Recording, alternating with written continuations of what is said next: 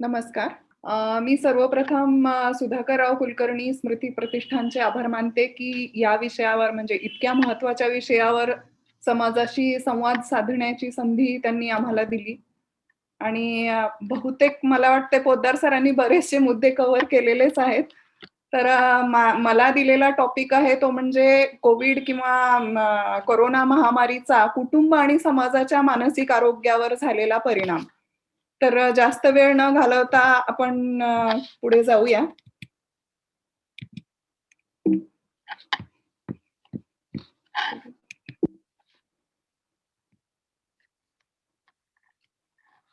तर एखाद्या भागावर किंवा एखाद्या देशावर किंवा एक ओव्हरऑल सगळ्या जगावरच जेव्हा एखादं संकट येतं, तेव्हा त्या भागातले किंवा त्या देशातले किंवा त्या म्हणजे आपल्या जगातले बहुतांश लोक ज्या पद्धतीनं विचार करतात, त्यावर त्या समूहाचं किंवा त्या समाजाचं मानसिक आरोग्य अवलंबून असतं आणि कोविडचं पॅन्डेमिक सुद्धा याला अपवाद नाहीये. आणि जगभरामध्ये आलेल्या या पॅन्डेमिकमध्ये जीवाच्या भीतीबरोबरच विलगीकरणाची भीती आणि अनिश्चितता म्हणजे किती काळ हे चालणार आहे हे माहीत नसल्यामुळं जास्त लोकांचं मानसिक आरोग्य जास्त प्रमाणामध्ये बिघडलं असं मला वाटतं. आणि भारतामध्ये सध्या हयात असलेल्या बहुतांश लोकांनी अशा प्रकारची परिस्थिती कधी अनुभवलेली नव्हती. त्यामुळं म्हणजे भारतातल्या लोकांची विचार करण्याची पद्धत ज्या पद्धतीने त्यांनी विचार केला, त्यानुसार त्यांचं मानसिक आरोग्य ढासळलं. तर आपण बघूया की सर्वप्रथम आपण बघूया की कुटुंबावर या कोविड पॅन्डेमिकचा काय परिणाम झाला. तर त्यामध्ये आपण आधी बघू की कुटुंबाचे घटक काय-काय असतात. तर बहुतांश वेळा घरातला कर्ता पुरुष हा कुटुंब प्रमुख असतो आणि त्याच्या कमाईवर घर चालतं. त्यानंतर जी स्त्री असते घरातली, तर त्यापैकी बहुतांश वेळा स्त्री ही काम करणारी असो किंवा घरात राहणारी असो, तर ती गृहिणी असते आधी. म्हणजे घरातल्या लोकांची काळजी घेणं, स्वयंपाक-पाणी, साफ-सफाई, घरकाम, थोडक्यात सगळं गृहव्यवस्थापन ही ती गृहिणी बघते. आणि त्यानंतर असतात ती मुलं. आपण या मुलांचे 2 गटामध्ये वर्गीकरण केलंय. एक म्हणजे 14 वर्षाखालील मुलं आणि 14 वर्षाच्या वरची मुलं. आणि बहुतेक वेळा ही मुलं शाळा किंवा कॉलेजामध्ये शिकत असतात. त्यानंतर आहेत ते ज्येष्ठ नागरिक आणि हे ज्येष्ठ नागरिक सहसा घरातच असतात आणि काही जण त्यांच्यापैकी काम करत असतात किंवा कुटुंबाला आर्थिक हातभार लावत असतात. तर सर्वप्रथम आपण बघूया, की पुरुषांवर ह्या कोविड महामारीचे काय मानसिक परिणाम झाले. तर पुरुष हा आर्थिक स्रोत प्रामुख्यानं कुटुंबाचा असल्यामुळे कोविडच्या पॅन्डेमिकमुळं जे आर्थिक संकट आलं, म्हणजे सगळ्या जगावरच, तर ज्याच्यामध्ये लोकांच्या नोकऱ्या गेल्या किंवा व्यवसायामध्ये मंदी आली, व्यवसाय बंद पडले, पगार कमी झाला, मिळाला नाही किंवा कपात झाली पगारामध्ये आणि हे सगळं अनिश्चित काळासाठी चालत होतं. त्यामुळे या आर्थिक संकटामुळे आणि पुरुषावर ह्या आर्थिक कमाईची जबाबदारी असल्यामुळं पुरुषांना चिंता, भीती, नैराश्य, अनिश्चिततेमुळे येणारी हतबलता या सर्वांना तोंड द्यावं लागलं. त्याचबरोबर या सगळ्या नकारात्मक भावनांतून त्यांच्या मनामध्ये आत्महत्येचे विचार आले. कधी-कधी ती कृतीही केली गेली. निद्रानाश हा सुद्धा खूप मोठ्या प्रमाणात दिसून आला. त्यानंतर मिलिंद सरांनी जे सांगितलं, की आजारांची आणि त्याच्या परिणामांची भीती, या सर्वामुळे जी अनिश्चितता येणार होती, तो ताणही होताच. त्यानंतर बहुतांश वेळा घरामध्ये सगळेजण म्हणजे घरामध्ये कोंडले गेल्यासारखे झाले होते. तर त्यामुळं एकटेपणा, चिड आक्रमकता, हिंसा, संशयी वृत्ती आणि मंत्रचळेपणा म्हणजे आता पोद्दार सरांनी सांगितलं त्याप्रमाणे आमच्या भाषेमध्ये त्याला ओ-सी-डी असं म्हणतात, की एखादा विचार वारंवार डोक्यात येत राहतो आणि त्या विचारांवर आपण वारंवार कृती करत राहतो. म्हणजे अरे बापरे! मला कोव्हिड होणार तर नाही. मग मी सतत हात धुवत राहणार. मग मी सतत सॅनिटायझर लावत राहणार. एखादी कृती सतत करत राहणे याला मंत्रचळेपणा असं म्हणतात. तर आपल्या लॉकडाऊनच्या ह्या काळामध्ये, विलगीकरणामध्ये बऱ्याच लोकांना ह्या मंत्रचळेपणाला सामोरं जावं लागलं किंवा बऱ्याच लोकांमध्ये हा मंत्रचळेपणा दिसून आला. त्यानंतर जे होतं ते म्हणजे बरेच लोक वर्क फ्रॉम होम करायचे आणि हे वर्क फ्रॉम होम म्हणजे वाढलेला स्क्रीन टाइम किंवा सतत लॅपटॉप किंवा मोबाईल समोर धरून काम करायचे. आणि त्या कामांच्या तासांना काही मर्यादा नव्हती. सतत ते काम दिवस-रात्र चालू असायचं. तर ह्या कामाच्या अनियंत्रित तासांमुळे, स्क्रीन टाईम वाढल्यामुळे येणारा थकवा, नकारात्मकता आणि साचलेपणा हे सगळं या पुरुषांना सहन करावं लागलं.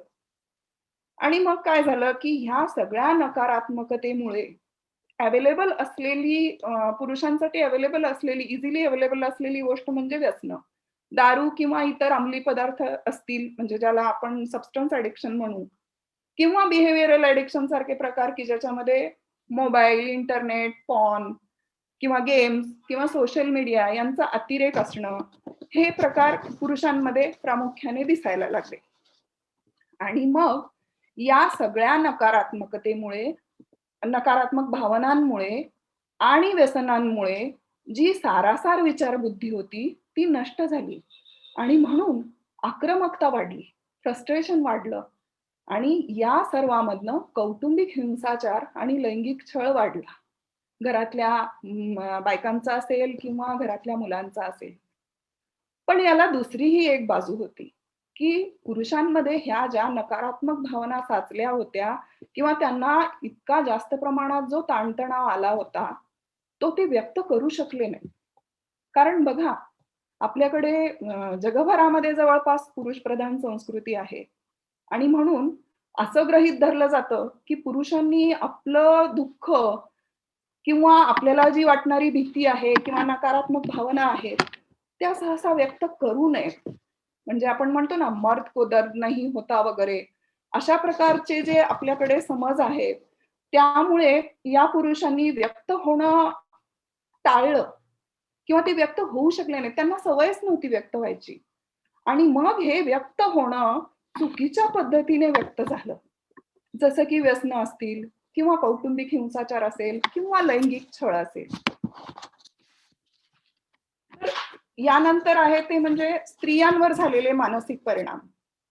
तर स्त्रियांवर झालेले मानसिक परिणाम जेव्हा आपण बघतो, तेव्हा आपल्याला म्हणजे आधी हे बघावं लागेल, की स्त्री ही अशी व्यक्ती आहे, की जिला घरातल्या सगळ्या जबाबदाऱ्या पार पाडाव्या लागतात.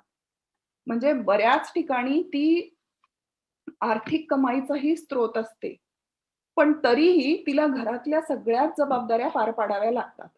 म्हणजे तिच्यावरचं जे दडपण आहे, ते पुरुषापेक्षा कित्येक पटीने जास्त आहे आणि होतं आणि असणार आहे. तर घरामध्ये जे आर्थिक संकट आलेलं आहे कोव्हिडच्या महामारीमुळे, त्यामुळे तिला सुद्धा चिंता, भीती, नैराश्य, हतबलता, निद्रानाश, आत्महत्येचे विचार किंवा आत्महत्येचे प्रयत्न, कृती या सगळ्या गोष्टींना सामोरं जावं लागलं. अर्थातच आजाराची आणि परिणामांची भीती तर प्रत्येक व्यक्तीलाच होती. अनिश्चिततेमुळे येणारा ताण हा प्रत्येक व्यक्तीला होता.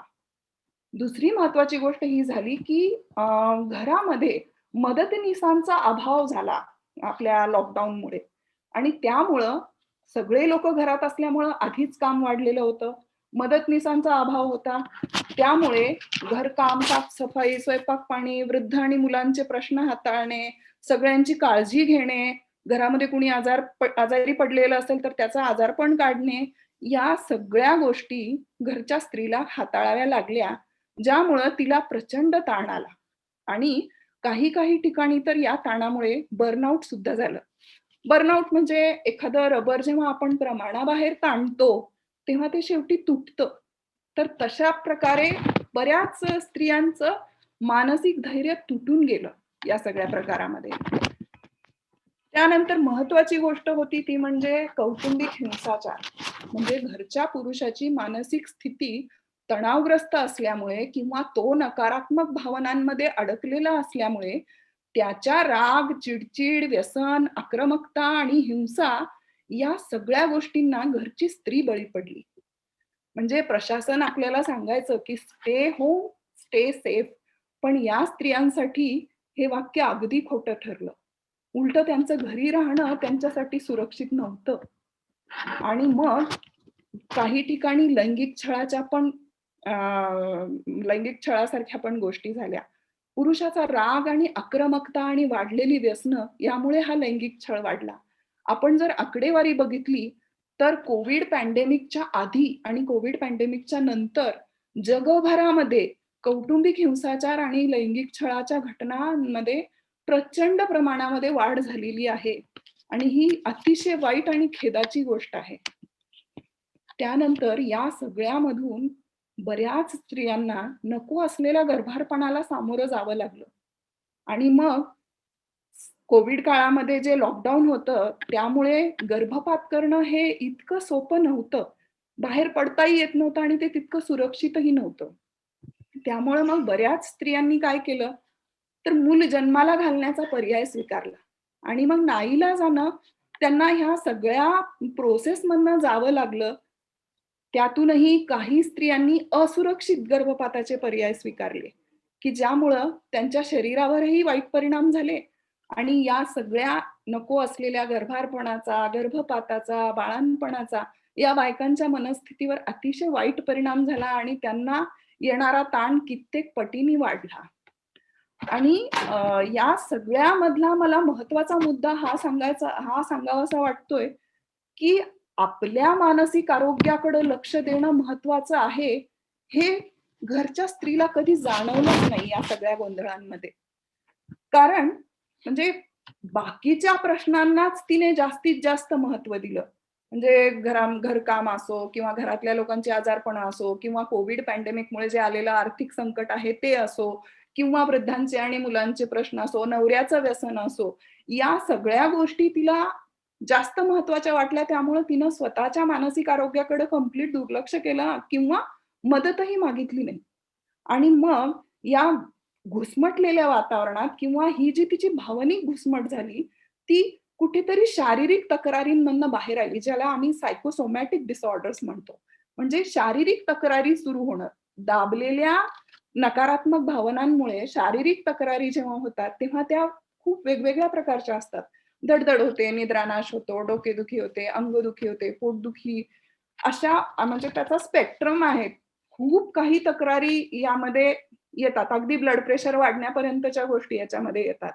आणि वाईट गोष्ट म्हणजे याच्यासाठी तुम्ही कितीही औषधं घेतली, तरी हे त्रास कमी होत नाहीत आणि कुटुंबियांना किंवा त्या स्त्रीलाही हे कळत नाही, की आपल्या मानसिक, भावनिक घुसमटीमुळे हे सगळे आपले सिम्प्टम्स किंवा हे सगळे लक्षणं आपल्याला दिसतायत. तर आपण आपल्या मानसिक आरोग्यासाठी काहीतरी मदत मागू किंवा त्यासाठी काहीतरी अ, औषध उपचार घेऊ, डॉक्टरकडे जाऊ, समुपदेशकाकडे जाऊ. हे या स्त्रियांच्या गावीही नव्हतं आणि कुटुंबियांच्या सुद्धा गावीही नव्हतं हे सगळं.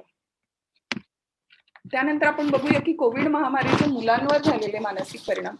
आपण मुलांना 14 वर्षाखालील मुलं आणि 14 वर्षावरील मुलं असं 2 प्रकारांमध्ये विभागलेलं आहे.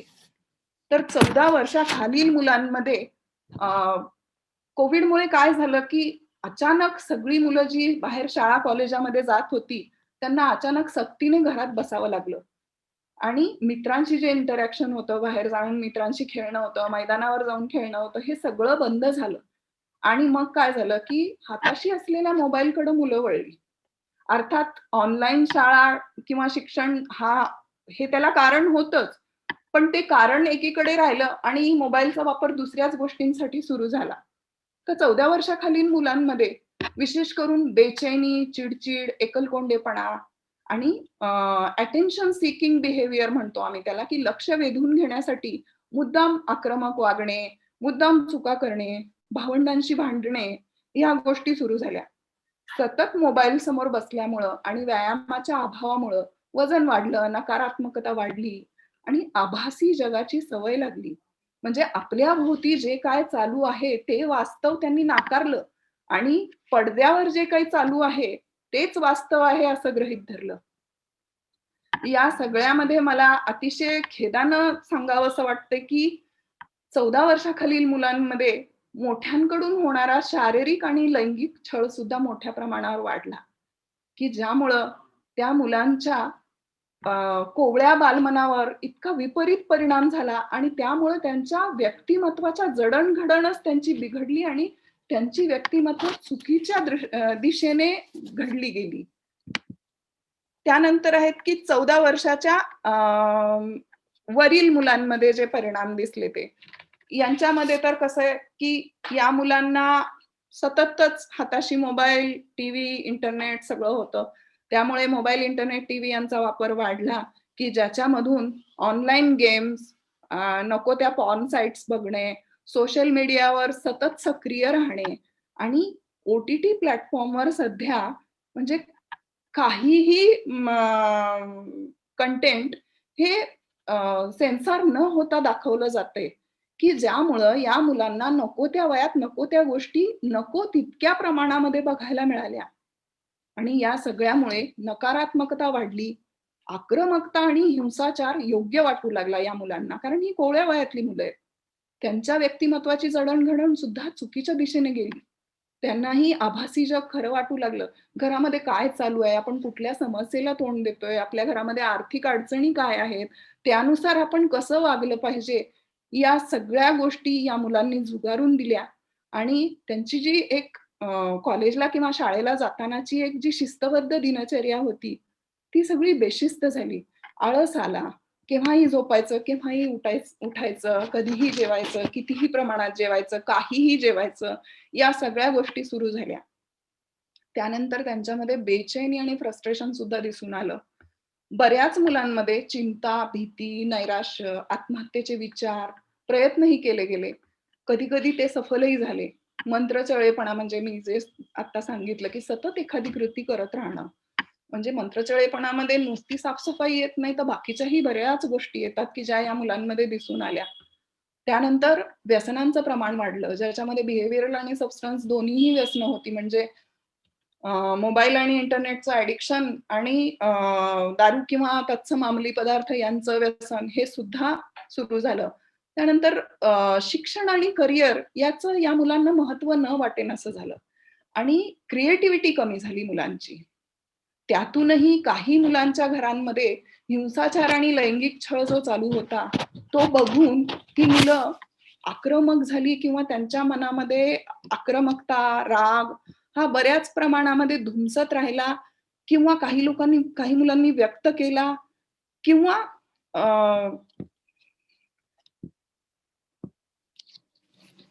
किंवा धुमसत ठेवला किंवा व्यक्त केला आणि मग त्यामधून त्यांची बंडखोरी वाढली या मुलांची. तर अशा प्रकारे मुलांना विविध म्हणजे नकारात्मक भावनांना सामोरं जावं लागलं. तसेच वाईट परिणाम वृद्धांच्या मानसिक आरोग्यावरही झाले. कसं आहे ना, की वृद्ध हे आधीच शारीरिकदृष्ट्या किंवा मानसिकदृष्ट्या हे थोडेसे विकल असतात. त्यामुळं कुठल्याही संकटाचा या वृद्धांवर लगेच परिणाम होतो. ज्याला आपण व्हल्नरेबल म्हणतो, अशा गटामध्ये हे वृद्ध लोक येतात. तर कोव्हिडच्या पॅन्डेमिकमुळं किंवा लॉकडाऊनमुळं काय झालं, तर या वृद्धांचं जे बाहेर जाणं होतं थोडंफार, ते सुद्धा बंद झालं आणि ते घरातच अडकून पडले. आणि त्यामध्ये या आजाराची आणि मृत्यूची भीती म्हणजे वृद्ध किंवा वयस्कर लोकांना हा आजार जास्त करून होतो आणि त्यांच्यामध्ये या आजाराचे कॉम्प्लिकेशन्स हे जास्त होतात किंवा मृत्यूचा रेट हा जास्त असतो. हे जे सगळीकडून सांगण्यात आलं, त्यामुळे या वृद्धांना आजाराची, मृत्यूची भीती कायम वाटत राहिली. ज्यामुळे चिंता, घालमेल सुरू झाली. झोप येईनाशी झाली. निद्रानाशाला अनेक वृद्धांना सामोरं जावं लागलं. त्यानंतर घरामध्ये जी आर्थिक अडचण निर्माण झाली होती, त्यामुळे येणारं नैराश्य, चिंता, आत्महत्येचे विचार, कृती हे सुद्धा घडलं.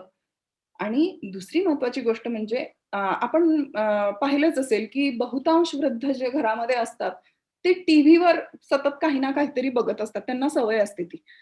तर सतत मग आता न्यूज चॅनल सतत ते लोकं बघत राहिले आणि न्यूज चॅनल बघून न्यूज चॅनलमध्ये जे अवास्तव त्याचं भयंकरीकरण केलं गेलं कोरोनाचं, त्यामुळे या वृद्धांमध्ये भीती किंवा चिंता ही जास्त प्रमाणामध्ये दिसून आली. त्यानंतर बऱ्याचशा वृद्धांनी काय केलं, की आता नातवंड घरी आहेत, मुलं घरी आहेत, तर मोबाईलचा वापर शिकून घेतला आणि त्यामुळं सोशल मीडियावर ते लोकं नव्याने ॲक्टिव्ह झाले आणि नव्याने सक्रिय झाल्यावर सोशल मीडिया हे त्यांच्यासाठी एक खेळणं बनलं आणि म्हणून सोशल मीडियावर येणारी प्रत्येक पोस्ट ही बरोबरच आहे किंवा खरी आहे, असं त्यांना वाटायला लागलं किंवा त्याच्यावर जे उपचार सुचवले गेले सोशल मीडियाद्वारे ते सगळे बरोबर आहेत असं त्यांना वाटायला लागलं आणि म्हणून चुकीचे उपाय किंवा अघोरी उपाय सुद्धा केले गेले या वृद्धांकडनं. म्हणजे माझ्याचकडे कित्येक माझ्या पेशंट्सचे त्या काळामध्ये फोन आले, की अ, रोज काढा घेतेय आणि काढा घेऊन तोंडामध्ये अल्सर्स झालेत किंवा ॲसिडिटी खूप वाढलीये किंवा डायरिया वगैरे सारखे आजार झालेत किंवा सतत खूप वाफ घेतल्यामुळं अगदी चेहऱ्याची सालटे निघाली आहेत, असे सुद्धा पेशंट्स त्या काळामध्ये बघायला मिळाले. तर हे चुकीचे उपाय, अघोरी उपाय किंवा सतत हात धुवत राहणं, सतत पुसत राहणं, सतत सॅनिटायझर लावणं, या सगळ्या मंत्रचळेपणाच्या गोष्टी या वृद्धांमध्ये चालू झाल्या. त्यानंतर दुसरी यांना भीती होती ती म्हणजे परिचितांच्या, आप्तांच्या मृत्यूच्या सतत बातम्या यायच्या आणि ज्यामुळे त्यांना प्रचंड मनामध्ये एक चिंता दाटून राहिली होती, की "अरे बापरे! आता आपल्या परिचयाच्या किंवा आपल्या नातेवाईकाचा हा असा ह्याच्यामध्ये मृत्यू झालाय. आपलं कदाचित काय होईल?" म्हणजे ही जी भीती होती, ही त्यांना प्रचंड प्रमाणामध्ये त्यांच्यावर दाटून आली. त्यानंतर कौटुंबिक हिंसा ज्या घरामध्ये होती किंवा ज्या घरामध्ये व्यसनं होती, त्यामुळे हे वृद्ध अजूनच आगतिक झाले आणि बऱ्याच ठिकाणी या वृद्धांनी एकदम अ, अलिप्त होणं पसंत केलं. म्हणजे त्यांचा संवादच थांबला घरातल्या लोकांशी सुद्धा. आपल्याच कोशात गेले ते. अलिप्त झाले एकदम. तर अशा प्रकारे वृद्धांवर या सगळ्या कोव्हिडच्या पॅन्डेमिकचा परिणाम आपल्याला दिसून आला. त्यानंतर आपण बघूया, की समाजावर काय परिणाम झाला या कोव्हिडच्या महामारीचा.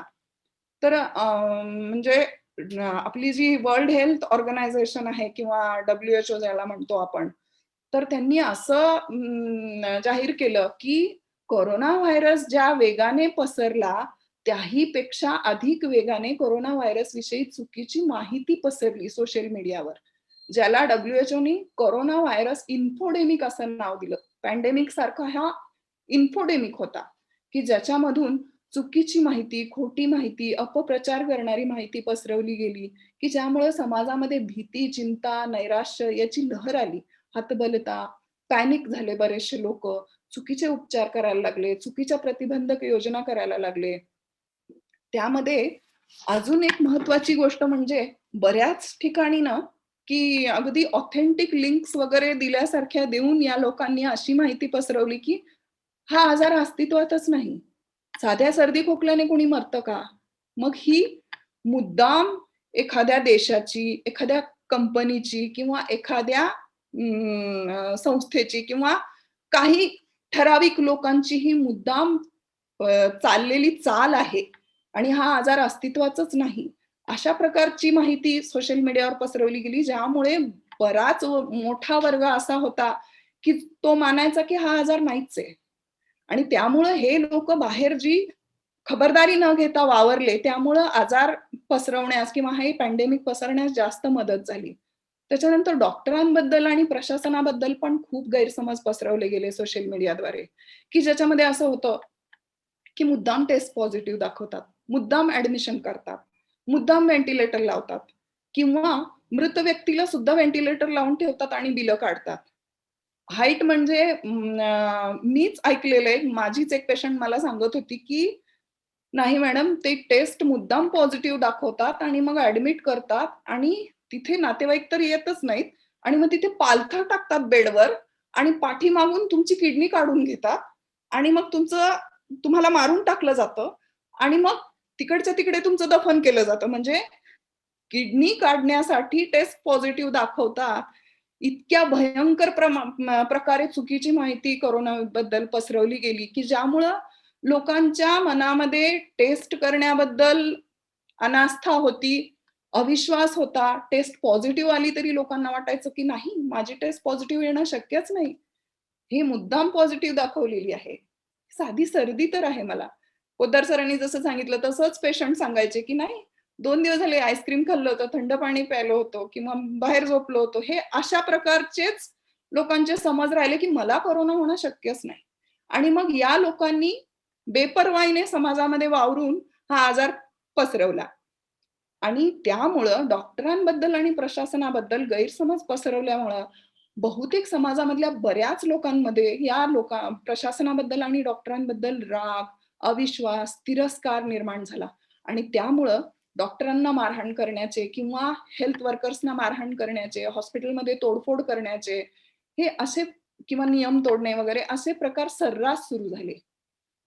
दुसरी महत्वाची गोष्ट या आजाराबद्दल जी समाजामध्ये होती, ती म्हणजे हा आजार म्हणजे एड्स वगैरे सारखा काहीतरी असा कलंक आहे, अशा प्रकारे लोकांनी या आजाराकडे बघितलं. आणि या कलंकामुळे किंवा विलगीकरणाच्या भीतीमुळे आजाराची लक्षणं, माहिती लपवली गेली.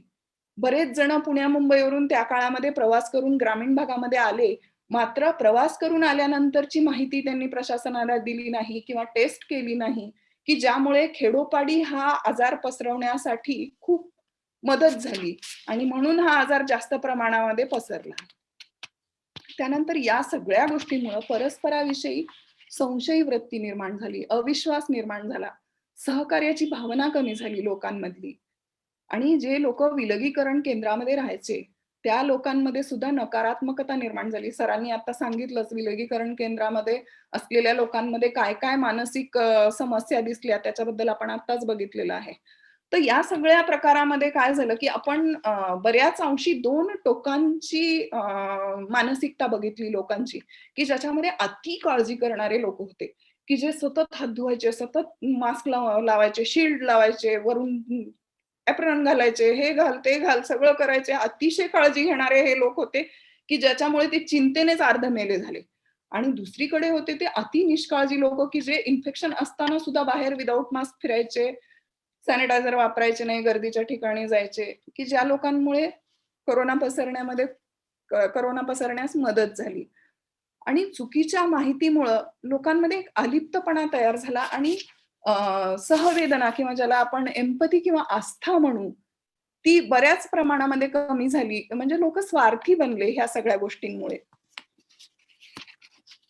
तर या सगळ्यावर आता आपल्याला काय ह्या मानसिक समस्यांवर आपल्याला काय उपचार करता येतील? तर मी तुम्हाला सांगू इच्छिते, की कुठलंही संकट असू द्या ना, म्हणजे कोरोनाच नाही फक्त, कुठलंही संकट आलं, की त्याला प्रतिक्रिया म्हणून माणूस सहसा खालील ह्या दिलेल्या टप्प्यांमध्ये विचार करतो किंवा वागतो त्यानुसार. तर पहिली प्रतिक्रिया असते ती म्हणजे नकार, की जसं "नाही, नाही, साधी सर्दी आहे. मला कोरोना होणं शक्यच नाही." म्हणजे हा जो नकार आहे, परिस्थितीला किंवा सत्याला नाकारणं जे आहे, ती पहिली प्रतिक्रिया असते कुठल्याही व्यक्तीची एखाद्या संकटावरची. त्यानंतर येतो तो राग. बरं ठीक आहे, हे झालंय असं, परंतु हिच्यामुळे झालं, ह्याच्यामुळे झालं, हा बाहेरून आला, ह्यानी काळजी घेतली नाही, ह्यानी मास्क लावला नाही किंवा स्वतःलाही दोष देणं, की मीच असा, मीच तसा. तर हा जो आहे हा राग म्हणजे परिस्थितीबद्दल, स्वतःबद्दल किंवा इतरांबद्दल प्रचंड राग असणे किंवा त्यांना दोष देणे. त्यानंतरची स्टेज येते ती म्हणजे बार्गेनिंग किंवा सौदेबाजी म्हणू ज्याला आपण, की जिथे आपण मनातल्या मनामध्ये अटी तयार करतो, की बरं ठीक आहे, असं असेल तर मी असं वागतो. म्हणजे अटी ठेवून नियम पाळायचा. आणि ही बार्गेनिंगची स्टेज गेल्यानंतर पुढची स्टेज येते ती म्हणजे डिप्रेशन किंवा नैराश्याची स्टेज, की ज्याच्यामध्ये संकटापुढे एकदम हतबल होऊन जातो आपण आणि सर्व काही संपलं अशी भावना मनामध्ये निर्माण होते. आणि त्यानंतर पुढे जाऊन मग येतो तो एक्सेप्टन्स किंवा स्वीकार. मग संकटाचा स्वीकार करून विवेकानं वागणं सुरू होतं. गंमत अशी आहे, की ह्या ज्या 5 स्टेजेस आहेत, त्यामधून प्रत्येक माणूस जरी जात असला, तरी सगळेजण त्या 5 ही स्टेजेसमधनं जातीलच असं नाही. काही जण डिनायललाच अडकतील, काही जण अँगरला अडकतील, काही जण बार्गेनिंगला अडकतील, काही जण डिप्रेशनमध्येच राहतील. आणि जी काही लोकं एक्सेप्टन्सच्या पातळीवर आलेली आहेत किंवा स्वीकाराच्या पातळीवर आलेली आहेत, ती लोकं मग विवेकाने विचार करून या संकटाला तोंड कसं द्यायचंय ह्याचं प्लॅनिंग करतात. तर आपण मनामध्ये विचार करून बघा, की कुठल्याही संकटामध्ये आपण यापैकी कुठल्या स्टेजवर आहोत. तर मग आपल्याला त्या संकटाला तोंड देणं जास्त सोपं जातं. तर या सगळ्या उपाययोजनांच्या मागे काय म्हणजे तत्व आहेत? तर नकारात्मक भावना आता असं नाहीये, जसं पोद्दार सरही म्हणाले, की मानसिकदृष्ट्या निरोगी असणं म्हणजे सदैव पॉझिटिव्ह किंवा सकारात्मक भावना मनामध्ये असणं असं नाहीये. नकारात्मक भावना सुद्धा मदत करतात. म्हणजे उदाहरणार्थ घ्या, जर आपल्यामध्ये जर का आजाराची भीती किंवा चिंता ही थोडीफार प्रमाणात सुद्धा नसली, तर आपण कसे वागू? आपण बेपर्वा वागू. आपण काहीच काळजी घेणार नाही. आपण खबरदारी घेणारच नाही त्याच्यापासून बचाव करण्याची. बेपर्वाईने वागणं ज्याला म्हणतो, आपण त्या पातळीवर जाऊ. मात्र थोड्या प्रमाणामध्ये जर का आपल्याला आजाराची भीती किंवा चिंता असेल, तर आपण काळजी घेऊ. हो ना? तर नकारात्मक भावनांची तीव्रता जी आहे, ती कशी? की त्याचे वारंवारिता म्हणजे फ्रिक्वेन्सी, ड्युरेशन आणि इंटेन्सिटी म्हणजे किती प्रमाणामध्ये ती भावना येतीये, ती भावना आल्यानंतर किती काळ राहती आहे आणि ती असं वारंवार किती वेळा होते, हे महत्वाचं आहे. म्हणजे 3 प्रकारे आपण वागू शकतो. एक म्हणजे बेपर्वा वागणं, दुसरं म्हणजे काळजी करणं. काळजी करणं म्हणजे काय? की सतत काळजी करत राहणे, चिंता, अँक्साइटी की काय होईल, कसं होईल? आणि काळजी घेणं, हे या दोघांच्या मध्ये येतं काळजी घेणं, की मी योग्य ती काळजी घेईन. हा जो काही बॅलन्स आहे विचारांचा तो महत्वाचा आहे. आणि पोद्दार सरांनी सांगितल्यासारखंच, की नियंत्रणाबाहेरील घटक आणि नियंत्रणाखालील घटक हे ओळखता आले पाहिजेत. तर नियंत्रणाबाहेरील घटक कुठले? आर्थिक संकट आहे, आजाराची शक्यता आहे, लॉकडाऊन आहे, इतर व्यक्तींचं वागणं आहे. भलेही ते आपल्या कुटुंबातल्या व्यक्तींचं वागणं का असेना. त्यानंतर परिस्थिती विपरीत असणं, हे सगळे आपल्या नियंत्रणाखालचे घटक आहेत. पण जरा विचार करून बघा, आपण नेहमी नियंत्रणाबाहेरच्या घटकावर आपलं लक्ष केंद्रित करतो आणि त्याच्याविषयी आपण चरफडत राहतो किंवा त्याच्याविषयी आपण जास्त विचार करतो. मात्र नियंत्रणाखालचे घटक कुठले आहेत? स्वतःच्या विचार, भावना, वर्तन यांचं नियमन, स्वतःला ओळखणं, निरोगी दिनक्रम, आहार, व्यायाम, पुरेशी झोप, कुटुंबियांशी किंवा जवळच्या व्यक्तींशी सुसंवाद साधणे किंवा आस्था बाळगणे परस्परांविषयी किंवा छंद जोपासणे. हे सगळे जे ह्या सगळ्या ज्या गोष्टी आहेत, ह्या नियंत्रणाखालील गोष्टी आहेत आपल्या. आणि त्याच्यामधली सगळ्यात महत्वाची गोष्ट आहे ती म्हणजे स्वतःच्या विचार, भावना, वर्तन ओळखून त्यांचं नियमन करता येणं. पण आपण या गोष्टींकडे लक्ष केंद्रित करण्याऐवजी आपण बहुतांश वेळा कुठल्याही संकटामध्ये नियंत्रणाबाहेरील घटकावर आपण लक्ष केंद्रित करतो आणि त्यामुळे आपण पॅनिक होतो किंवा आपल्याला योग्य तो पर्याय निवडता येत नाही. आपल्याला जरी ते पर्याय माहीत असले तरी आपण ते निवडत नाही. दुसरी महत्वाची गोष्ट ह्या उपाययोजनेमध्ये ती म्हणजे अनिश्चिततेचा स्वीकार. मला सांगा अनिश्चितता कधी नव्हती? अगदी आदी मानवाच्या काळापासून अनिश्चितता अस्तित्वात आहे. फक्त आता ती थोडीशी वाढलेली आहे. आणि अनिश्चिततेचा जर आपण स्वीकार केला नाही, तर आपण पुढे जाऊन काहीच करू शकणार नाही. म्हणजे संकटाला तोंड देण्यासाठी जे पर्याय असतात किंवा ज्या उपाययोजना असतात, त्या आपण करूच शकणार नाही, जोपर्यंत आपण अनिश्चिततेचा स्वीकार करत नाही. त्यानंतर न्यूज चॅनल किंवा मीडियाचा अतिरेक टाळणं, हे फार महत्वाचं आहे.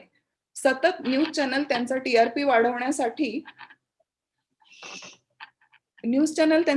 वाढवण्यासाठी सतत आपल्यावर बंबार्डिंग करत असतात.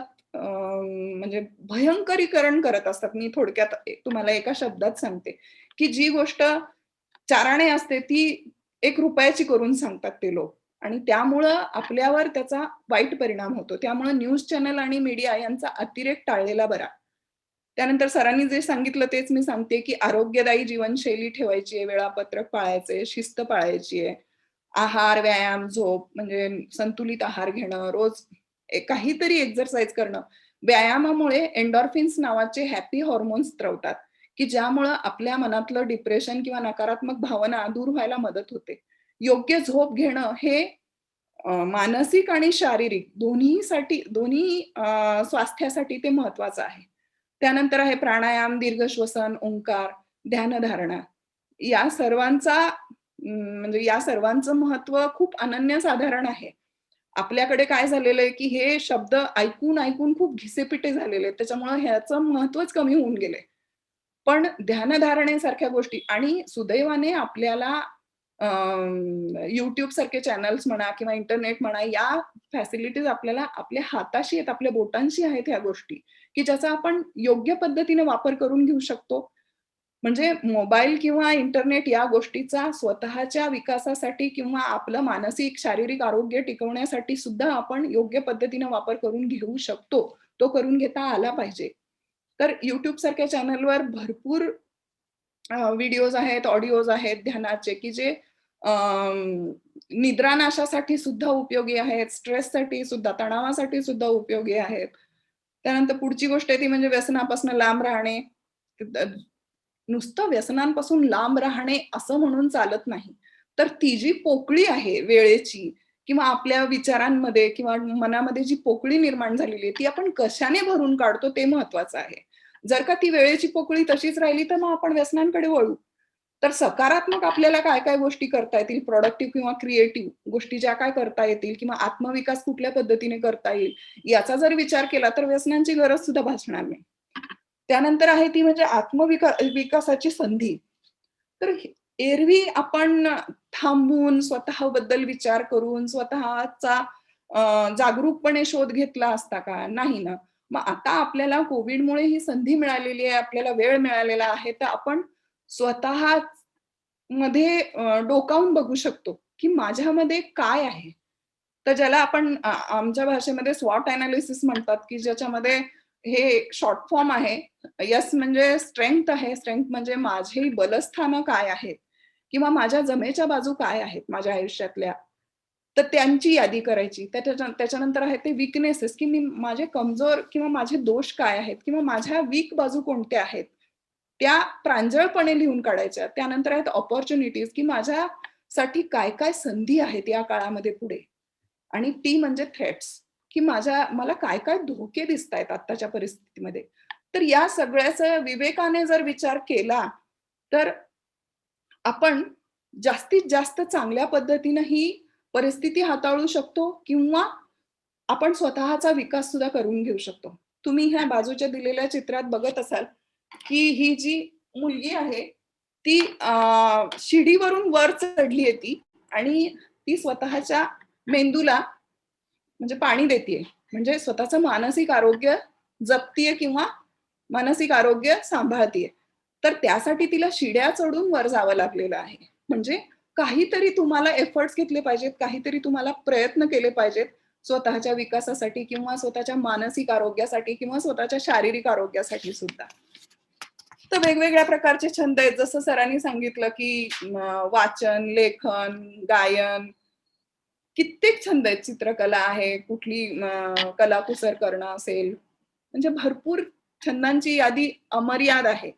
तर हे आपल्याला काय आवडतं, हे शोधून आपण हे छंद जोपासू शकतो. कारण आता आपल्याला वेळ मिळतोय थोडा तरी. दुसरी महत्वाची गोष्ट म्हणजे हा जो मिळालेला वेळ आहे, तो आपल्या व्यवसायाबद्दल किंवा आपल्या कामाबद्दल अधिक ज्ञान मिळवणं, अधिक कौशल्य मिळवणं किंवा आपल्या व्यवसायामध्ये आता काळानुरूप काय बदल होणार आहेत, त्याचं भान ठेवून स्वतःला जर आपण अपडेट करत गेलो किंवा स्वतःला जर सक्षम करत गेलो, तर आपल्याला निश्चितच आर्थिक संकटाची किंवा अर्थार्जनाची बाजू आपली बळकट व्हायला मदत होईल. त्यानंतर आहे अर्थार्जनाचे इतर वैध मार्ग शोधणे. मी वैध मार्ग हा शब्द मी मुद्दाम लिहिलेला आहे. कारण कोव्हिड काळामध्ये अर्थार्जनासाठी औषध गोळ्यांची किंवा इतर किराणा वगैरे मालांची किंवा सॅनिटायझर्सची वगैरे साठेबाजी करून सुद्धा बऱ्याच लोकांनी पैसे कमावलेले आहेत. पण ते वैध मार्ग नाहीत. अर्थार्जनाचे वैध मार्ग सुद्धा आपल्याला शोधता येतात. माझे बरेचसे पेशंट्स आहेत, की ज्यांनी घरपोच भाजीपाला देणं किंवा घरपोच किराणा देणं, फळं देणं, हे अशा प्रकारचे हे केले किंवा मास्क वगैरेचा व्यवसाय करणं किंवा सॅनिटायझर वगैरेचा व्यवसाय करणं. म्हणजे संधी प्रत्येकाला असते. ती मिळते त्याला जो ती शोधतो किंवा जो ती आधी पटकावतो. तर अशा प्रकारे जर आपण आपलं मानसिक आरोग्य व्यवस्थित असेल ना, तर आपण ह्या सगळ्या गोष्टींबद्दल विचार करू शकतो. दुसरी महत्वाची गोष्ट आहे ती म्हणजे कुटुंबातील सुसंवाद वाढवणे ही अतिशय महत्वाची गोष्ट आहे, की इतके दिवस आपल्याला एकमेकांसाठी वेळ मिळत नव्हता. पण ह्या लॉकडाऊनमुळे आपण कुटुंबीय घरामध्ये आहोत. मुलं जी बाहेर राहायची नेहमी, ती मुलं घरामध्ये आहेत.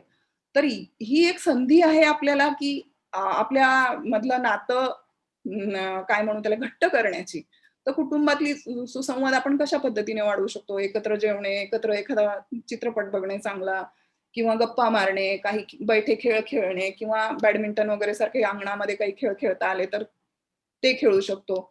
अशा पद्धतीने कुटुंबातला सुसंवाद वाढवला तर नक्कीच संकटकाळी सामोरं जाताना संकटाला आपण सगळे एकत्र आहोत किंवा आपलं कुटुंब आपण एक आहोत, ही एकमेकांबरोबर असण्याची भावना जास्त उभारी देते. त्यानंतर मित्रमंडळी आणि नातेवाईक यांच्या संपर्कात राहणंही खूप महत्वाचं आहे. आपली एक सपोर्ट सिस्टम तयार करणं महत्वाचं आहे. त्याचबरोबर स्वतःच्या प्रकृतीची आणि आपल्या घरातल्यांच्या प्रकृतीची काळजी घेणं. म्हणजे ज्या काही आपल्या गोळ्या औषधं असतील त्या नियमितपणे घेणं, ज्या काही तपासण्या करणं आपल्याला अपेक्षित असेल त्या तपासण्या करणं किंवा आपल्या डॉक्टरांच्या संपर्कामध्ये राहणं. कुठल्याही लक्षणाकडे दुर्लक्ष न करता किंवा पॅनिकही न होता विवेकाने त्या लक्षणाबद्दल चिकित्सा करून घेणं किंवा डॉक्टरांचा सल्ला घेणं हे फार महत्वाचं आहे. त्यानंतरचा मुद्दा जो आहे मी लिहिलेला, की कृतज्ञता जोपासणे. मी तुम्हाला असं सांगेन, की सगळ्या मानसिक स्वास्थ्याचं सगळ्या मानसिक स्वास्थ्यावरचा हा एकच उपाय आहे. म्हणजे कृतज्ञता ही इतकी पॉवरफुल गोष्ट आहे, की जी तुम्हाला कितीही प्रतिकूल परिस्थिती असेल, तरी त्यामध्ये सकारात्मकता शोधण्यासाठी मदत करते.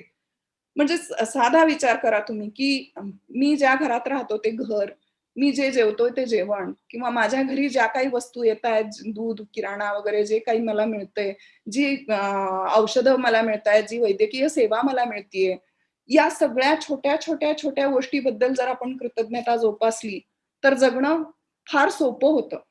म्हणजे बघा, की प्रत्येक परिस्थितीमध्ये कितीही प्रतिकूल परिस्थिती असू द्या, प्रत्येक प्रतिकूल परिस्थितीमध्ये कृतज्ञ असण्याजोगी काहीतरी गोष्ट असते, जी आपल्याला शोधायची असते आणि जेव्हा आपल्याला हे शोधण्याची सवय लागते, तेव्हा आपण आपोआपच त्या प्रतिकूल परिस्थितीमधल्या सकारात्मक गोष्टींकडे लक्ष देतो आणि जेव्हा आपण सकारात्मक गोष्टींकडे लक्ष देतो, तेव्हा आपोआपच आपल्याला पर्यायांची उपलब्धता होते. आपल्या मनातल्या नकारात्मक भावना कमी होतात आणि आपण विवेकाने त्या संकटाला तोंड देऊ शकतो.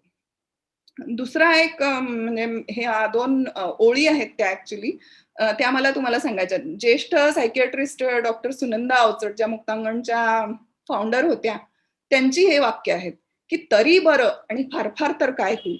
म्हणजे प्रत्येक परिस्थितीमध्ये जर आपण असं म्हणालो, "तरी बरं, कोरोना झाला, मात्र आय-सी-यूमध्ये ॲडमिट व्हावं लागलं नाही." किंवा "तरी बरं, मृत्यूपर्यंत आपण गेलो नाही. त्याच्या आधीच सगळं बरं झालं किंवा तरी बरं, अर्थार्जनाचे दुसरे काहीतरी पर्याय आपल्यासमोर उपलब्ध आहेत. किंवा असं म्हणता येईल, फार फार तर काय होईल? आय-सी-यूमध्ये ॲडमिट व्हायची वेळ येईल. तर प्रत्येक परिस्थितीमध्ये तरी बरं आणि फार फार तर काय होईल?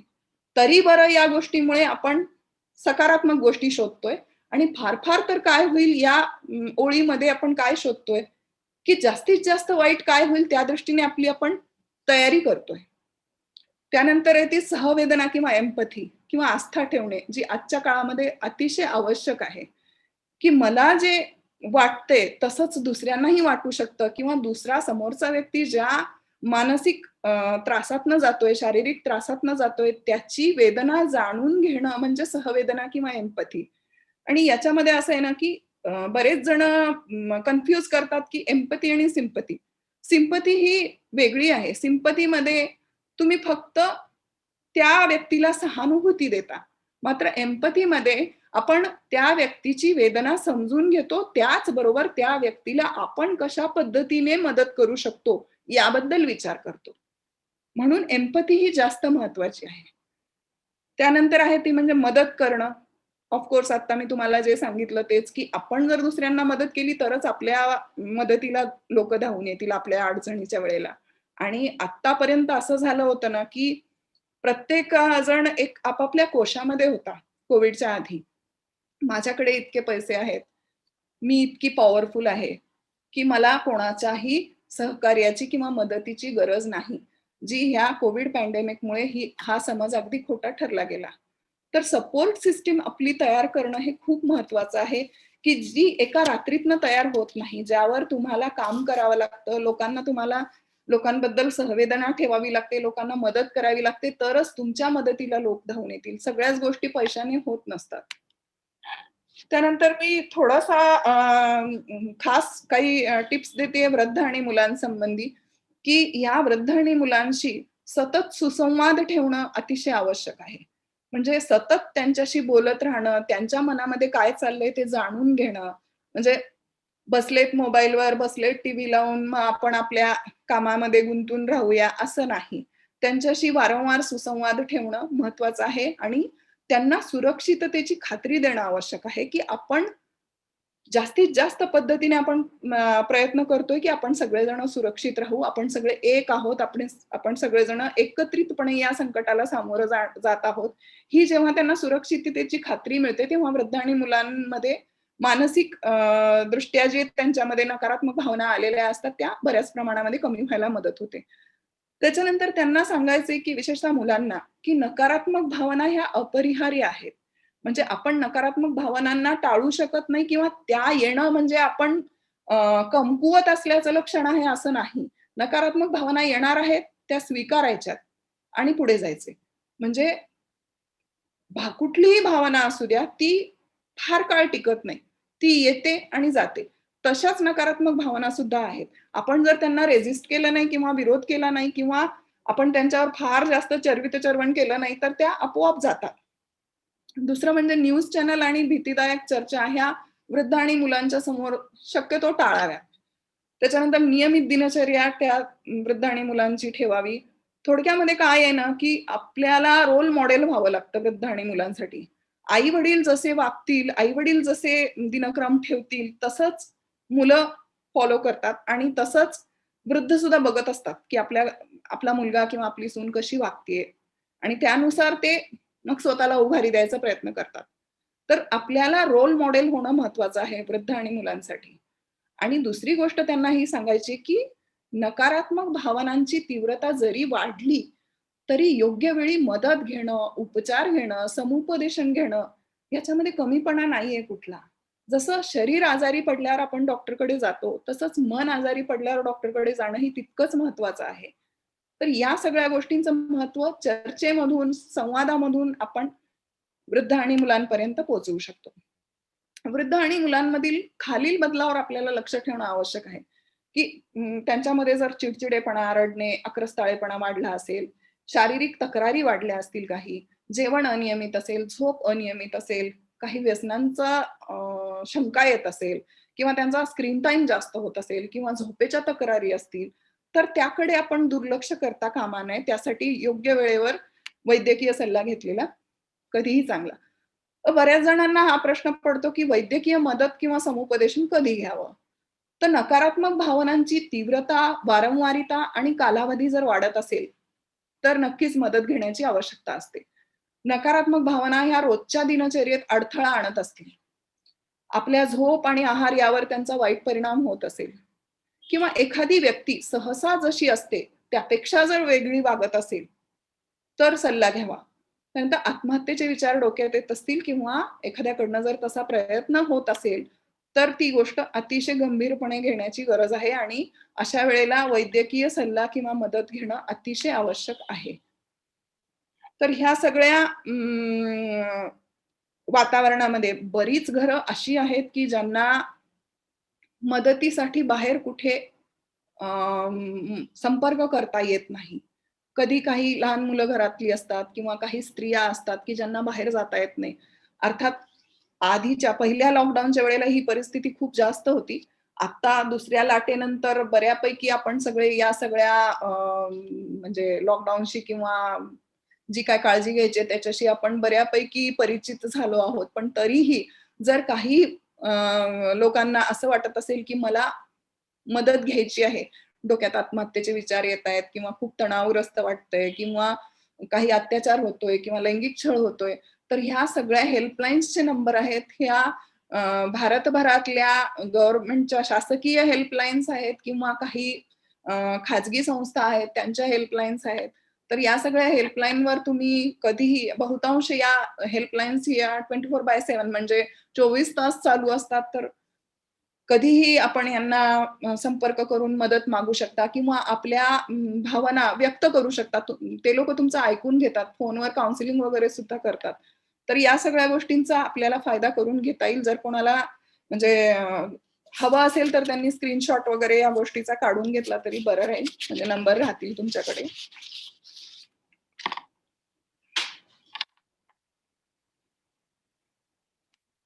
त्यानंतर मी दिलेलं आहे, की लातूर जिल्ह्यामधले काही हेल्पलाईन नंबर्स मी दिलेले आहेत, की म्हणजे मी असं गृहीत धरते, की लातूर जिल्ह्यातले बरेच लोकं हा सुसंवाद ऐकतायत आपला.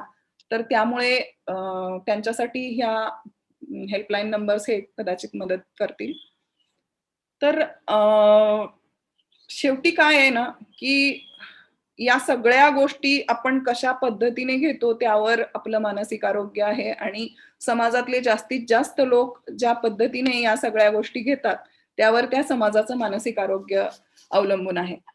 म्हणजे आधी जे म्हणायचे, की sound mind in sound body, पण आता तो कन्सेप्ट बदललाय. आता खरं म्हणजे sound body in sound mind असं आहे. म्हणजे जर तुमचं मानसिक आरोग्य नीट असेल, तर तुमचं शारीरिक आरोग्य नीट राहू शकतं.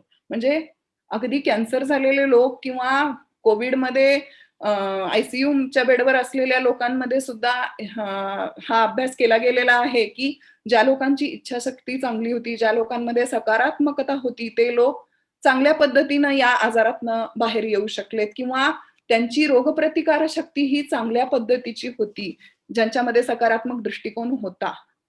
तर सकारात्मक दृष्टिकोन बाळगणं आणि त्यासाठी ज्या काय उपाययोजना करता येतील, त्याबद्दल आपण इतक्या वेळ चर्चा केली. तर मला म्हणजे असं वाटतं, की बराच याचा फायदा होईल सगळ्यांना. आणि दुसरी गोष्ट कशी आहे ना, की आधीचे म्हणजे जो 1918चा जो फ्लू होता किंवा प्लेगचे जे पॅन्डेमिक्स होते, आधीचे जे सगळे पॅन्डेमिक्स होते, त्यामध्ये आणि आत्ताच्या पॅन्डेमिकमध्ये बराचसा फरक आहे. वैद्यकीय सोयी-सुविधा आता खूप चांगल्या पद्धतीने उपलब्ध आहेत किंवा त्या बऱ्याच ॲडव्हान्स्ड आहेत, पुढारलेल्या आहेत. त्यानंतर सोशल मीडिया किंवा इंटरनेट सारख्या गोष्टी आपल्या हाताशी आहेत, की ज्याचा आपण खूप चांगल्या पद्धतीने वापर करून घेऊ शकतो, जो त्या काळामध्ये नव्हता. त्या काळामध्ये अज्ञान जास्त होतं, साक्षरता नव्हती, लोकांमध्ये कम्युनिकेशनचे इतके संवादाचे काही साधनं इतकी प्रगत नव्हती. तर त्या मानाने या पॅन्डेमिकमध्ये आपल्या पुढे भरपूर सकारात्मक चांगल्या गोष्टी आहेत, की ज्यांचा आपण वापर करून घेऊ शकतो. आणि माझी खात्री आहे, की या संवादातनं आपल्याला नक्कीच काहीतरी मिळालं असेल. तर मला आपल्या समोर बोलण्याची, संवाद करण्याची संधी मिळाली. धन्यवाद. धन्यवाद मॅडम. धन्यवाद मॅडम. मॅडमनी सुंदर अतिशय समर्पक शब्दांमध्ये अतिशय डिटेल सर्व गोष्टींचा उहापोह केलेलाच आहे. सामाजिक मानसिक आरोग्याचा जो मुद्दा आहे तो अतिशय महत्वाचा होता आणि त्यामध्ये आपल्याला लक्षात आलं असेल की श्यामच्याई पुस्तक इतकं जे गाजलं होतं इतके त्या काळी आणि अजूनही लोक वाचतात, त्याचं कारण आहे की मूलभूत जी मानवी मूल्य आहेत त्यांचा सामाजिक मानसिक आरोग्यामध्ये किती महत्व आहे. दया, करुणा, क्षमा, शांती, एम्पथी, श्यामच्या आईमध्ये हे सगळंच आहे. आता प्रश्न आहे की या गोष्टी शिकवता येतात का आणि एकदम शिकवता येतील का? तर त्या शिकवता येतील, अजूनही वेळ गेलेली नाहीये.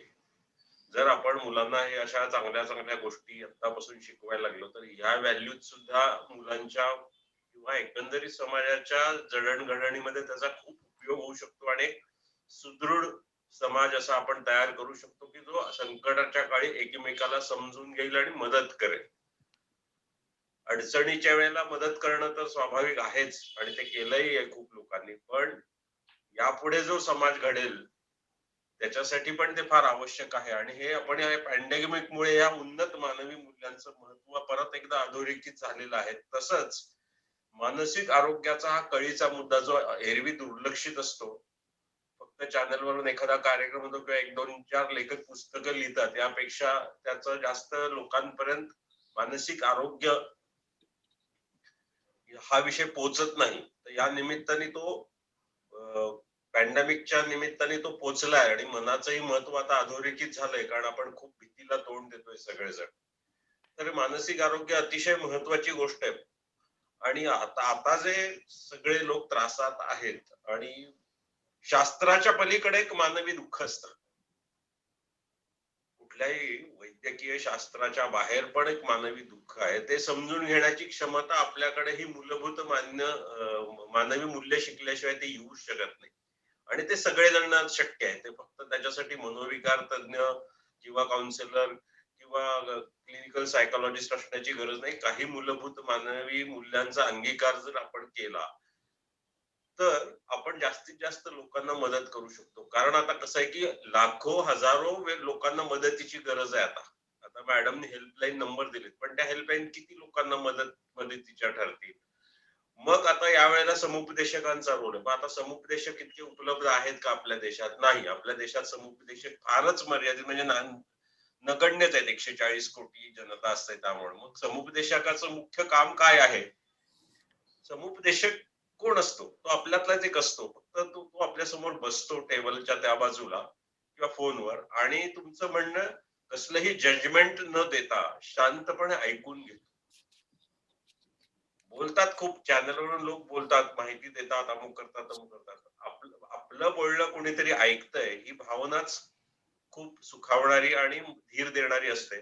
तर आपला सामान्य माणूस देखील एक चांगला समुपदेशक असू शकतो. जुन्या काळी कुठे समुपदेशक नव्हतं तेव्हा घरातली आजी किंवा वरिष्ठ मंडळी हे काम करायचीच वेगळ्या पद्धतीने. त्याच्यामध्ये त्याला ते शास्त्र म्हणायचे नाही, त्यांच्या जीवनाचाच तो एक भाग होता.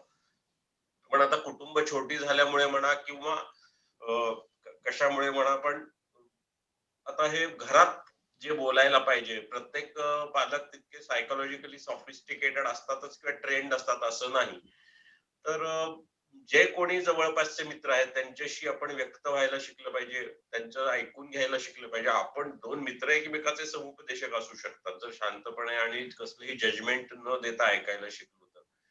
तर जेव्हा केव्हा समुपदेशकांची मोठी फळी आपण तयार करायला यशस्वी होऊ, जे आता मानस मित्र म्हणून अनिसनी जे सुरू केलंय ते साधारण त्याचाच एक भाग आहे, की सरकार सगळ्या लोकांपर्यंत पोहोचू शकत नाही, यंत्रणा सगळ्या लोकांपर्यंत पोहोचू शकत नाही. याचं कारण आपला देश अवाढव्य आहे आणि त्याचे प्रश्न पण खूप मोठे आहेत. मग हे समुपदेशनाची बेसिक गोष्टी जी आहे, की शांतपणे कसलंही जजमेंट न देता ऐकणं आपण शिकलं पाहिजे. ते प्रॅक्टिस केलं पाहिजे. तर हे ऐकून घेणं आणि ऐकण्यातला फरक पण कळला पाहिजे आपल्याला. नुसतं ऐकून घेऊन सोडून देणं, पुढच्या माणसाकडे न बघता हे पण नकोय. लक्षपूर्वक ऐकणं आणि मग काय तुम्हाला प्रतिसाद द्यायचा आहे तो देणं आणि कोणाच्याही अशा नकारात्मक भावना कोणी तुमच्याकडे व्यक्त करत असेल, तर त्याला उडवून न लावणं हे आपलं काम आहे. कोणी आत्महत्येचा विचार बोलून दाखवलं, असं कुठे असतंय का? तू चुकीचा विचार करतोयस म्हणून पटकन एका ओळीत त्याला उडवून लावणं हे व्हायला नकोय. कारण असं आपल्याला कोणीतरी सांगू शकतं, की मला जगण्यात काही अर्थ वाटत नाही, बाकास वाटते. आणि फार सहजपणे आपण उडवून लावू शकतो. तर हे पण आपल्याला टाळता आलं पाहिजे. तर समुपदेशनाचं बेसिक हे आहे, की तुम्ही लोकांचं किती शांतपणे ऐकून घेऊ शकता, तेवढा संयम तुम्ही अंगी बाणवला आहे का? आणि तेवढं लक्षपूर्वक तुम्ही ऐकू शकता का? या 3 गोष्टी महत्त्वाच्या आहेत. तुम्हाला पुढच्या माणसाचा प्रश्न आणि भावना वास्तविकपणे कळली तरच तुम्ही त्याला मदत करू शकता. नाहीतर त्याच्या सांगण्याला काही अर्थ राहत नाही, तुमच्या ऐकण्याला काही अर्थ राहत नाही. तर सामान्य माणसाने सुद्धा कधी-कधी आता तशी वेळ आलेली आहे, की थोडंफार समुपदेशनाची बेसिक गोष्टी जाणून घेणं गरजेचं झालेलं आहे. जिथे-जिथे वेबसाईट आहे तिथे जाऊन समुपदेशनाबद्दल सगळ्यांनी ऐकावं आणि ते आता आत्मसात करावं. कारण या पुढच्या काळात किती लोकांना त्याची गरज पडेल आणि कोण किती पुरे पडेल सांगता येत नाही. कारण समुपदेशक सगळ्यांना ग्रामीण भागात विशेषतः उपलब्ध नसतो आणि तिकडे जायची आपल्याकडे अजूनही तो ट्रेंड नाहीये, की समुपदेशकाकडे जाऊन मदत घेतील ते लोक. म्हणून आता हे आपण सामान्य लोकांनीच शिकलं पाहिजे. आपली सार्वजनिक स्वच्छता ही जशी आपल्या वैयक्तिक स्वच्छतेशी संबंधित आहे, तसंच आता समुपदेशन हे फक्त आता एक्सपर्टने करण्याची गोष्ट राहणार नाहीये काही दिवसांनी. ती सगळ्यांनी टप्प्याटप्प्याने निदान आपल्या जवळच्या 2-4 माणसांसाठी ते शिकून घेतलं पाहिजे. निदान त्याचे बेसिक्स माहिती असले पाहिजेत. त्यासाठी तेवढं वाचन किंवा माहिती मिळवणं आवश्यक आहे. त्याच्यामुळे आपण एक आणखीन सक्षम व्यक्ती होऊ आणि दुसऱ्यांना मदत करण्याला तयार राहू आणि त्याचा उपयोग स्वतःलाही होतोच. अर्थातच दुसऱ्यांना मदत करताना आपण स्वतःला मदत करतच असतो. तर मला वाटतं की या दोघांनी सर्व डिटेलमध्ये खूप सांगितलेलं आहे. याच्यावर आणखीन खूप कार्यक्रम होऊ शकतात. त्याच्याबद्दल आपण विषय ठरवू नंतर. सुधाकरराव कुलकर्णी प्रतिष्ठान आणि कुलकर्णी सर आणि भिसे सर यांचं मी अभिनंदन करतो. मला त्यांनी आणि आभारही मानतो की मला त्यांनी माझं काय थोडंसं बोलण्याचं संधी दिली. आस्था अत्यंत महत्वाची गोष्ट आहे. ग्रेटफुलनेस म्हणजे कृतज्ञता ही अत्यंत महत्वाची गोष्ट आहे. कारण त्याच्याशिवाय मानवी जीवनाला अर्थ प्राप्त होत नाही. या सगळ्या उन्नत मूल्यांमुळेच मानवी जीवनाला अर्थ आहे. नाहीतर मग आपण प्राणीच आहोत. थँक्यू. धन्यवाद पाटील सर. अर्थातच आपला अनुभव आणि आपली प्रगल्भता ही आपल्या इतक्या छोट्याशा विवेचनात सुद्धा दिसून येते. माझा प्रश्न डॉक्टर अनघा राजपूत यांना आहे. हा सर. बेसिकली आपण जो एक वेगळा पैलू समोर मांडला स्त्रियां या दरम्यान या पॅन्डेमिक कालावधीमध्ये स्त्रियांच्या बाबतीत झालेला जो काही मानसिक आणि शारीरिक अशा दोन्ही प्रकारचा छळ किंवा मुलांच्या बाबतीत झालेला हा जो एक वेगळा पैलू आपण समोर आणला आणि अतिशय छान पद्धतीने आपण ते विवेचन केलं, त्याबद्दल आपले खरोखरच धन्यवाद.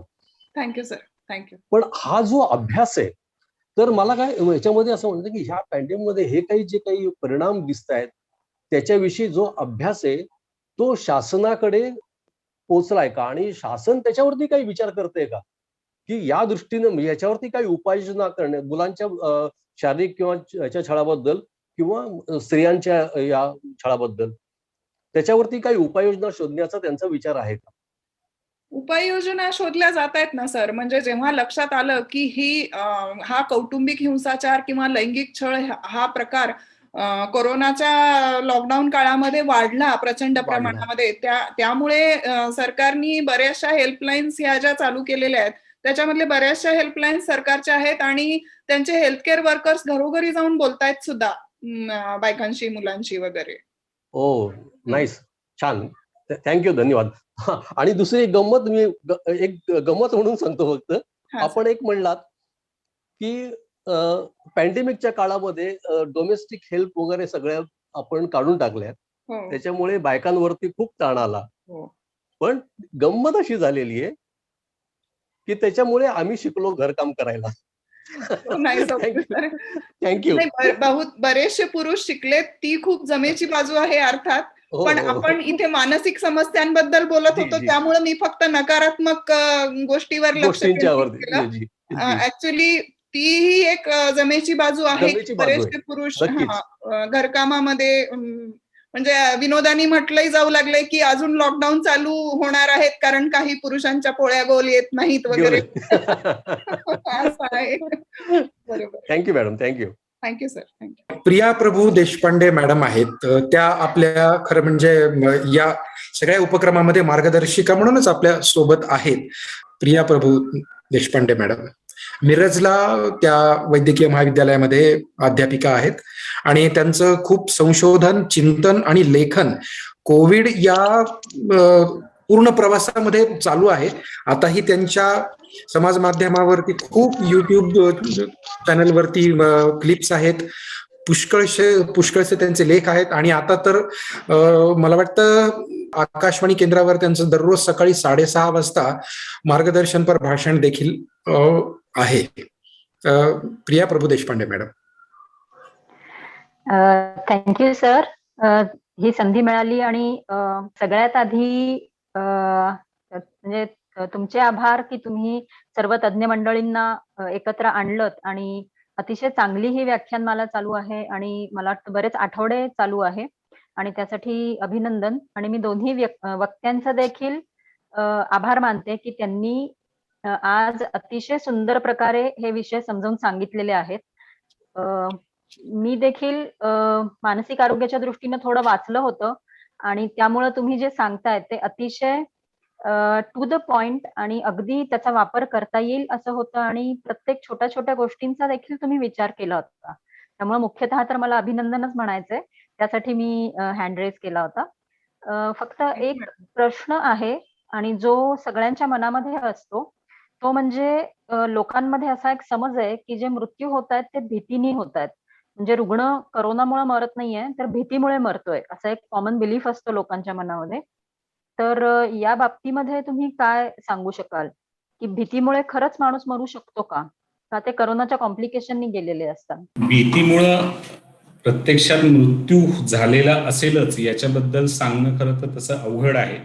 त्याचा इम्प्लिकेशन्स आपल्याला थोडे वेगळ्या पद्धतीनं पाहायला लागतील. म्हणजे आता जे मी सेशन घेताना सुद्धा जे म्हणालो होतो की ऍक्च्युली इथं असं झालं होतं की इथल्या मला काही हॉस्पिटल्समधून मला काही डॉक्टरांचेही फोन आले होते की आम्हाला असं वाटलं होतं की ही जाणार नाही, पण ही अचानक गेली कारण की त्या दिवशी तिच्या शेजारचा एक व्यक्ती मृत्यू पावला. मग अशी मी ते मुद्दे घेतले होते. मुळामध्ये डायरेक्ट फक्त भीती वाटली म्हणून मृत्यू येतो असं त्याचं डायरेक्ट कनेक्शन जोडता येणार नाही. परंतु एकंदरीतच तुमच्या रिस्पॉन्सेस, फिजिकल रिस्पॉन्सेस हे तुमच्या मेंटल रिस्पॉन्सेसशी जोडलेले असतात. अशा अनेक संशोधनाअंती अनेक कनेक्शन्स तसे अनुभवायला आलेले आहेत. तर त्यामुळे त्याचा तसा रिस्पॉन्स, पण म्हणजे आता फक्त भीती वाटली आणि लगेच मृत्यू झाला असं नाही, परंतु ओव्हरऑल त्याचा कंबाईंड इफेक्ट त्याच्या आजाराच्या रिस्पॉन्सवर कदाचित त्या पद्धतीनं होत असतील आणि मग त्याच्यामुळे हातभार लागला असं आपण कदाचित म्हणू शकू. म्हणजे डायरेक्ट फक्त भीती वाटली आणि मृत्यू झाला, भीती वाटली आणि मृत्यू झाला असं त्याचं इम्प्लिकेशन करण्याच्या ऐवजी त्याची मानसिकता सुदृढ नसल्यामुळे त्याचा एकंदरीत आजाराचा त्याच्यावरचा परिणाम हा जास्त गंभीर आणि त्याचा आजाराच्या उपचारांना असणारा प्रतिसाद कमी, असं ते कनेक्शन कदाचित जास्त चांगल्या पद्धतीने आपल्याला जोडणं संयुक्तिक ठरेल असं मला वाटतं.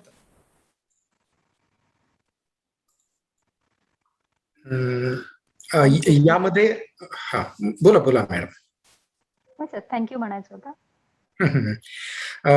यामध्ये माझी एक कदाचित तुम्ही सगळेजण तज्ज्ञ आहात वैद्यकशास्त्रातले, मला माझी एक शंका दूर करून द्या. पण मी एक वेटरनरी फिजिओलॉजिस्ट आहे, तर मला असं आमच्या प्राण्यांच्या मध्ये वगैरे विचार करताना बऱ्याच वेळेला असे अनुभव आम्ही अभ्यासतो की एखादा आपण अगदी छोटा प्राणी आपण घेतो, त्याला नुसतं धरलं तरी तो मेलेला आहे. म्हणजे पोपट असेल, उंदीर असेल, चिमणी असेल, तर त्यामध्ये ते जे ऍट वन्स जे काही ब्रॉन्को कॉन्स्ट्रिक्शन म्हणा, व्हासो कॉन्स्ट्रिक्शन म्हणा जे होत असेल, कदाचित त्यामुळं तो भीतीनं गेला असं आपण म्हणतो.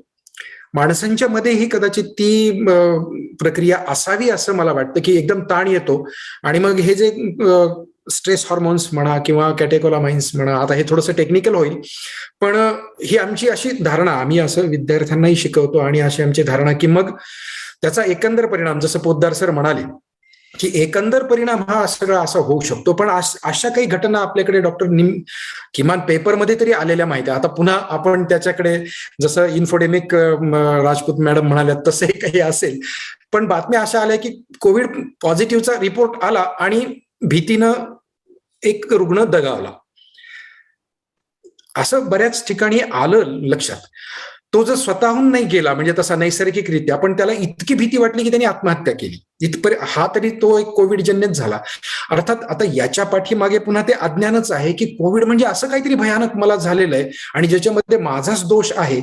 ही जी एक गैरसमजाची बाजू आहे ती अज्ञानाशीच आपल्या संबंधित असल्यामुळं या सगळ्या गोष्टींचा आपण संबंध असा फिजिओलॉजिकल ऍज वेल एज सायकोलॉजिकल असा लावू शकतो का, असं मला म्हणायचं, विचारायचंय.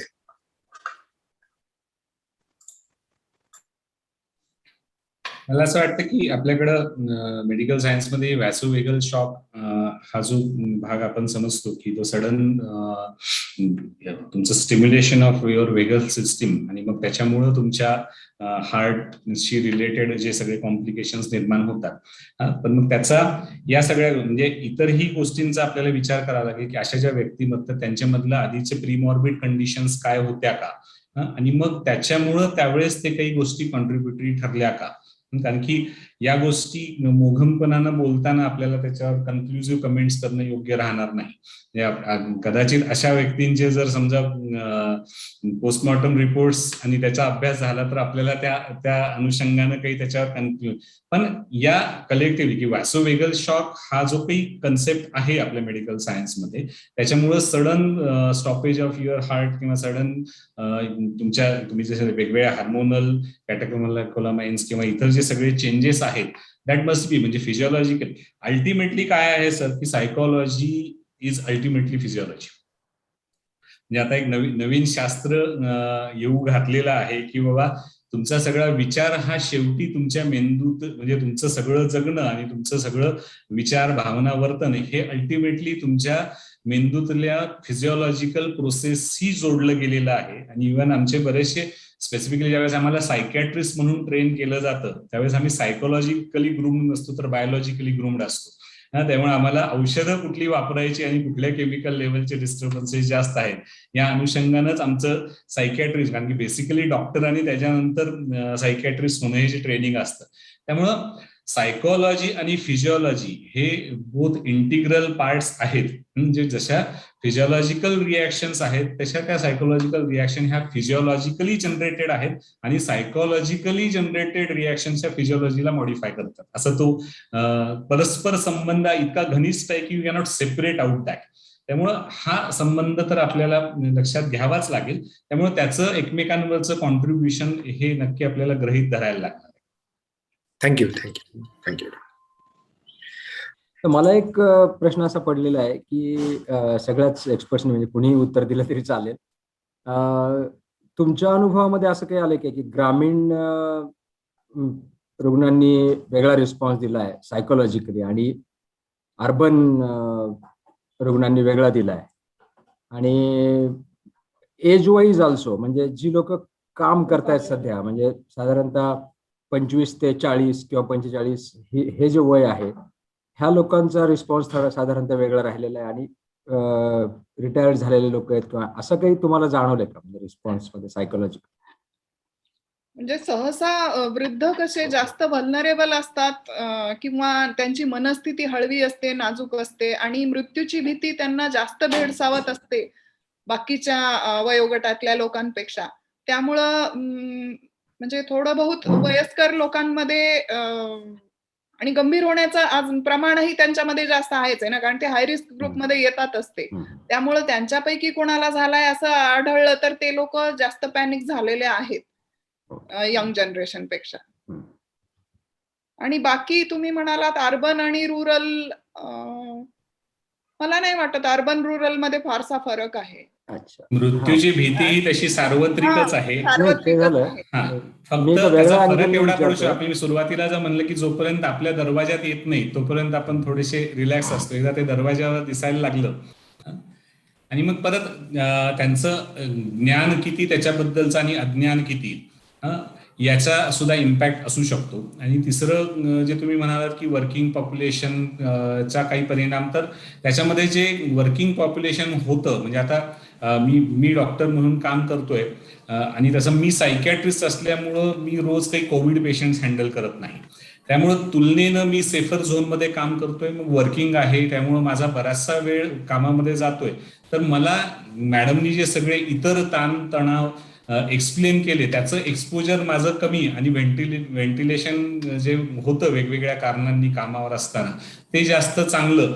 त्याच्यामुळं काही पण ज्यांचे कामाचं स्वरूप हे परत म्हणजे जे डायरेक्ट कोविड योद्धे म्हणून काम करतायत किंवा ज्यांच्यावर ओव्हरबर्डन आहेत म्हणजे त्यांना घरी बघावं लागतंय आणि इकडं ओव्हरबर्डन काम, तर त्याचा परत अजून ऍडिशनल इम्पॅक्ट म्हणजे इट डिपेंड्स इंडिव्हिज्युअली.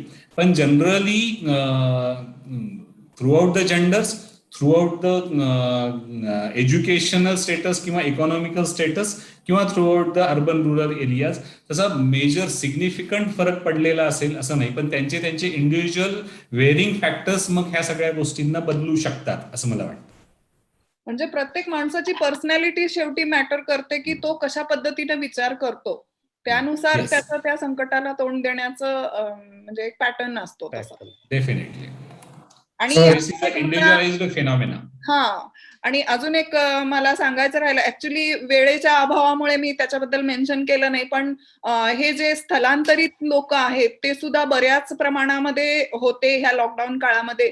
त्यांचे मानसिक प्रश्न, त्यांच्या कुटुंबियांचे मानसिक प्रश्न आणि जे फ्रंटलाईन वॉरियर्स होते, जे कोविडचे म्हणजे पोलीस म्हणा, सुरक्षा कर्मचारी म्हणा, आरोग्य कर्मचारी म्हणा, डॉक्टर्स म्हणा, या सगळ्यांचे सुद्धा मानसिक प्रश्न आणि त्यांच्या कुटुंबांचे मानसिक प्रश्न हा सुद्धा एक वेगळा मुद्दा आहे. आणि अगदी. इथे फक्त वेळेअभावी आपण त्याच्याबद्दल चर्चा करू शकलो नाहीत, कारण ऑलरेडी खूप उशीर झालाय.